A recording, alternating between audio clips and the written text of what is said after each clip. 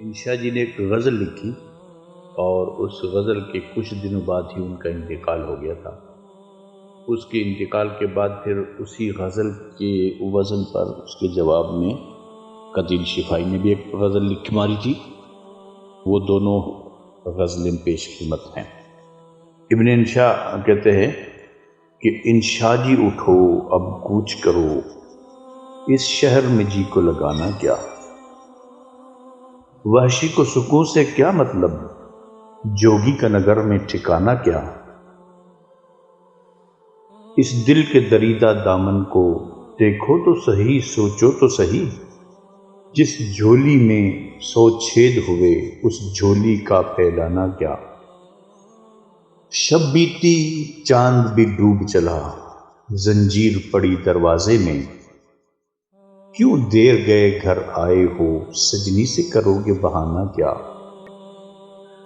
پھر ہجر کی لمبی رات میاں، سنجوگ کی یہی ایک گھڑی، جو دل میں ہے لب پر آنے دو، شرمانا کیا گھبرانا کیا، اس روز جو ان کو دیکھا ہے اب خواب کا عالم لگتا ہے، اس روز جو ان سے بات ہوئی وہ بات بھی تھی افسانہ کیا، اس حسن کے سچے موتی کو ہم دیکھ سکیں پر چھو نہ سکیں، جسے دیکھ سکیں پر چھو نہ سکیں، وہ دولت کیا وہ خزانہ کیا، اس کو بھی جلا اس کو بھی جلا دکھتے ہوئے من، ایک شعلہ لال بھبوکا بن، یوں آنسو بن بہہ جانا کیا، یوں ماٹی میں مل جانا کیا، جب شہر کے لوگ نہ رستہ دیں، کیوں بن میں نہ جا بس رام کرے، دیوانوں کی سی نہ بات کرے تو اور کرے دیوانہ کیا۔ قتیل شفائی نے اس میں پھر یہ لکھا، یہ کس نے کہا تم کوچ کرو، باتیں نہ بناؤ انشا جی، یہ شہر تمہارا اپنا ہے، اسے چھوڑ نہ جاؤ انشا جی،